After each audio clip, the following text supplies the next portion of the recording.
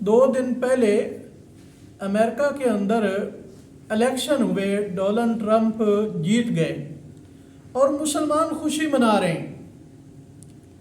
مسلمان بھولے ہیں، ٹرمپ کے اس بیان کی وجہ سے ایک غلط فہمی کا شکار ہیں کہ ٹرمپ نے دوران کمپین یہ اعلان کیا تھا نیتن یاہو وائٹ ہاؤس میں پہنچنے سے پہلے غزہ جنگ بند ہونی چاہیے۔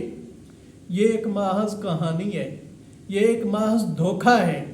آپ کو یاد ہونا چاہیے ڈونلڈ ٹرمپ نے اپنے دور اقتدار کے اندر اسرائیل کے اندر جا کر کہا تھا کہ شام کی گولان ہائٹس اسرائیل کی ملکیت ہے، اور یروشلم کے اندر اس نے اپنا سفارت خانہ منتقل کر کے دنیا کو یہ پیغام دیا تھا مسلمانوں کو کہ ہم اسرائیل کے ساتھ ہیں۔ بھائیو، جو بائیڈن جو بھی بیان دیتے ہیں کہ جنگ بند ہونی چاہیے، اسی رات اربوں کا اسلحہ اسرائیل کے پاس امداد کے طور پر پہنچ جاتا ہے۔ مسلمانوں کو دھوکہ دینے کے لیے وہ محض رسمی ایک بیان دے دیتے ہیں۔ اب بھی آپ کو پتہ ہونا چاہیے کہ فلوریڈا کے اندر ایک فارم ہاؤس کے اندر نیتن یاہو کی ٹرمپ سے ملاقات ہوئی ہے، خفیہ ملاقات، اور اس خفیہ ملاقات کے اندر نیتن یاہو نے یہ اسے یقین دلایا ہے کہ ہم مالی طور پر اور دوسرے افرادی طور پر ہم آپ کا تعاون کریں گے اور تم نے ہمارا ساتھ دینا ہے۔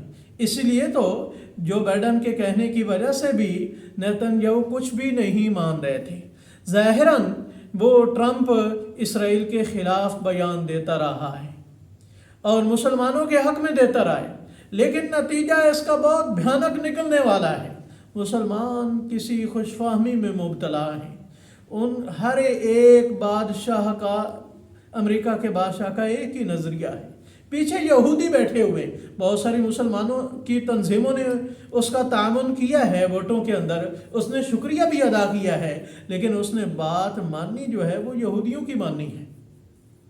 اسی طرح باراک حسین اوباما آیا تھا تو بہت سارے مسلمان خوش ہوئے تھے، چونکہ اس کے نام میں لفظ حسین ہے تو وہ بہت زیادہ مسلمانوں کے ساتھ ہمدردی کرنے والا ہوگا، لیکن اس نے کیا کیا؟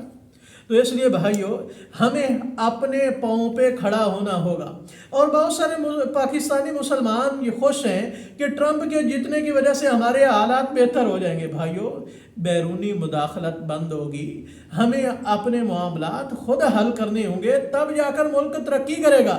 اگر ہم یہاں کے رہنے والے بیرونی مداخلت کو دعوت دیں گے تو حالات مزید بگڑتے جائیں گے۔ تو اللہ کریم سے دعا ہے کہ اللہ تعالیٰ مسلمانوں کو اتفاق و اتحاد نصیب فرمائے اور مسلمانوں کو کوئی مخلص لیڈر نصیب کرے۔